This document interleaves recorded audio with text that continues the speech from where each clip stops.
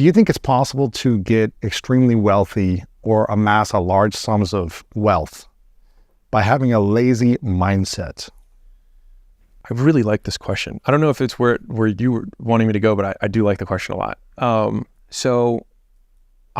Yes, for probably a different reason that people might expect. So I actually think in some ways, the lazier you are, if you can get over the initial hump, the more successful you can be. Because what happens is if you give a hardworking person a problem, they give you a hardworking solution. If you give a lazy person a problem, they'll give you a lazy man solution. What's the easiest way to do this? Right. And a lot of times, some of the best problems in the world get solved by deciding they're not problems. What do you mean? It's like, let's say Layla says, babe, and I don't like being called babe, right? Now, I could have a huge discussion about this, and this is our plan, so we can, get you out of saying this because it makes me feel this way. It reminds me of my mom, whatever, right? Or you just let it go. Or I decide that it's not a problem, and it's way faster to solve problems that way by deciding they're not problems to begin with. Interesting. And so from the lazy man's perspective, I'm a big believer in working smarter, not harder, with the massive caveat that you have to work incredibly hard to get smart. So what do you mean by that? You have to amass a amount of skills. You have to overcome your limiting beliefs. You've got to get more knowledge, take more classes, develop yourself, build more confidence, let go of these different challenges in order to get to that level. Yeah, we all have to pay down the most expensive debt that we all pay every day, which is the debt of not knowing. Ignorance debt. And I love this close that I saw at a presentation years ago. And it's just so good. So man's looking out the audience and he's got this whiteboard and he writes $1 million across the top. And then he says, ma'am, how much do you make? And she says $50,000. So he writes $50,000 underneath the million. And then he subtracts it and it says $950,000. He looks at her and he says, every single year, he said, you pay life $950,000 for not knowing how to make $1 million. And so the question is like, how much is that skill worth? The difference. That's what it's worth. Right. Whatever that difference is. Right. And so, however long it takes. And so it's one of the haunting thoughts that I have of like, man, why am I not making $1 billion a year? It's like, because right now I'm paying $800 million a year in ignorance tax for not knowing how to make $1 billion. Right. Or to be fair. Or relationship tax or ignorance tax or whatever. Oh, right? Yeah. Timing tax. It could be a timing thing. It could be, are you in the right industry thing, whatever it might be. And you got to, obviously this is for people that are, you don't have to be a billionaire or make $1 million. Yeah. It's like, okay, do I want to be at 100,000? Sure. Do I want to be at 70,000? Do I want to be at 350 or whatever it is? First off, why do you want to be there? Why is it important for you? And are you willing to pay the price to be there? If not, then it's okay. Yeah. Like, live your life. Yeah. You won. You won. You're not obsessing over something. I was just watching this show Alone. I don't know if you ever watched this show. No. It's fascinating. It's about people that live alone in wilderness and they have to survive. Okay. It's on the History Channel, I think. It's actually incredible. I'm like, I could last maybe 3 days. It's like, as long as my fat would survive me. It's like, because they're in Alaska, it's the winter, you got to do the whole thing, right? And you're only allowed 10 items. Oh. So you have to choose your items wisely to be able to survive the longest you can in the wilderness. Yeah. And after like 50 days, there's like 3 people left. I think it starts with 10 or 20, right? And all these people leave. They tap out.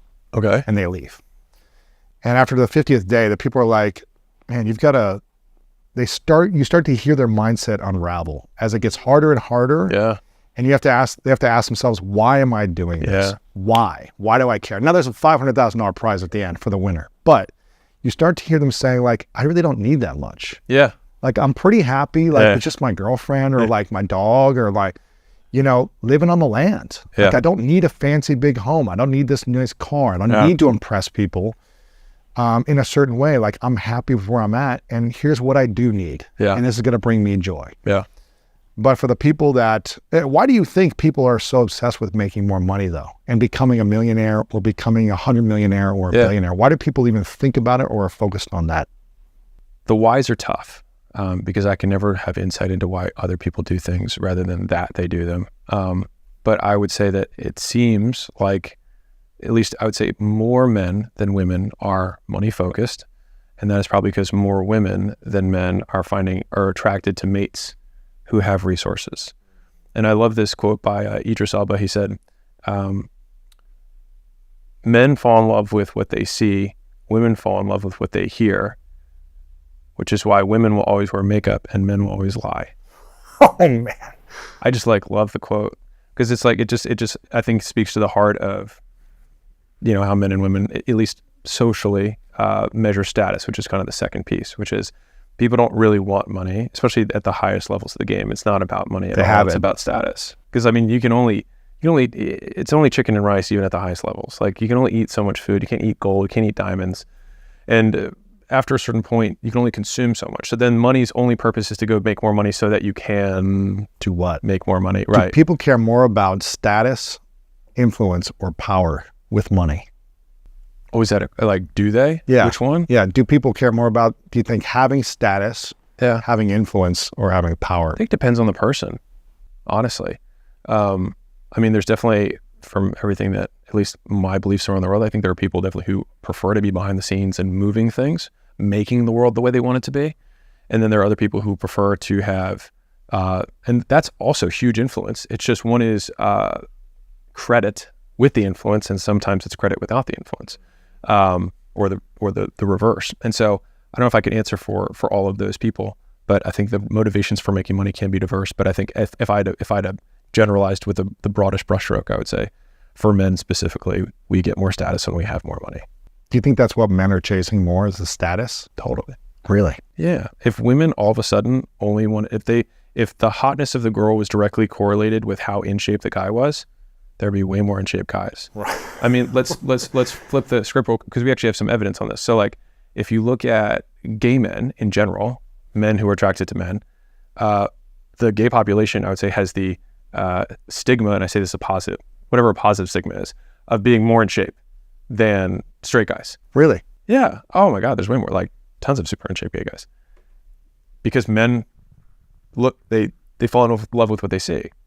And they're both physically men. fit. They're both right. And so they're both men. And so gay men will have to be, or try to be in better shape, I would say on average, than straight men. Right. Because the person they're trying to attract has a different honey trap. You can be a fat slob, and if you're a billionaire, you're going to get whatever girl you want. Okay, not necessarily whatever girl we want, but you will get a girl that you could probably still brag about. Right. We're speaking in generalizations, but this is overall is what you're seeing here. Yeah. What do you think is keeping people trapped in staying average in their life or not wanting to go beyond where they're currently at? Is it confidence, behaviors, skills, identity, beliefs, combination? What keeps people trapped in being average? I think if you were to ask them, many of them would say something to the extent of, I'm afraid of failing, if you like peeled it back. But I actually think that's false. I don't think anyone's afraid of failing. I think everyone's afraid of other people seeing themselves fail and getting judged for it. And that's what's keep people trapped. Right, because what it is a loss of status. Right, they're afraid of a loss of status. And you have there's short-term pain that you have to go through when you do anything new. Unless you're immediately successful, which almost no one is, you usually have to take a step back in order to take 2, 3, 10 steps forward, right? Like if you have a high-paying job, so I was a consultant, for example, and I had all the status for somebody at my age, working at a big firm. I graduated in 3 years. I had all that stuff. But then when I quit that to start basically being a personal trainer at a gym, that was a big decrease in status in terms of my like relative standing compared to my peers.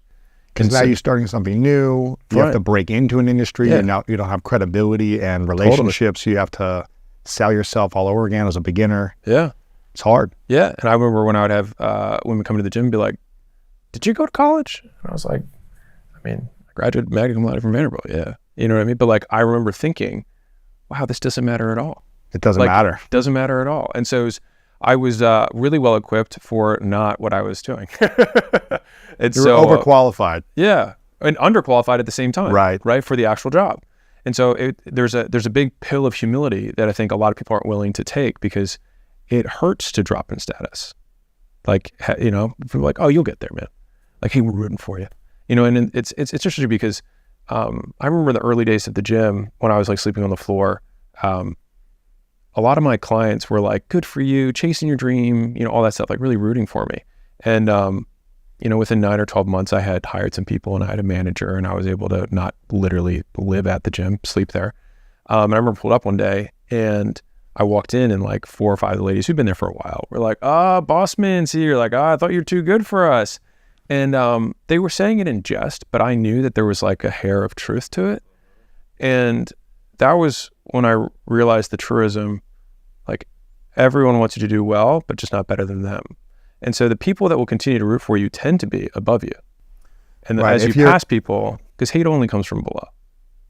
Like no one above you is hating on you because they're not thinking about you, because winners focus on the goal, losers focus on winners. And so it's hard to be a creator and a critic at the same time. Can't. You don't see other authors leaving negative reviews for people's books on Amazon. They're not going there and saying, this is the worst book ever written, or you're regurgitating everything, or whatever it is. They're too focused on creating something and putting their art out there in the world. It's the critics who are unwilling to try. On the sidelines. Right. That's the challenging thing. So when you were saying there is when you were kind of living in the gym, building yourself up and not successful, you had more people rooting for you than once you started to surpass a certain level, a group. Yeah. Then they started to say, oh, okay, you're too good for us now. And so what's interesting, so I think about this stuff a lot, but the closer people are to you when you're at your bottom, the more they'll root for you at the bottom. But as you pass them in whatever material thing your pursuit is, you remind them of the dreams. This is some paraphrasing of a conversation I had with Chris Williamson. You remind them of the dreams that they gave up on. And so you go from being the person who reminds them that they could go after their dreams to reminding them that they never went after them to begin with. And then what happens, at least this has been my experience, is that you go through this period where no one from your hometown or who knew you in the beginning approves.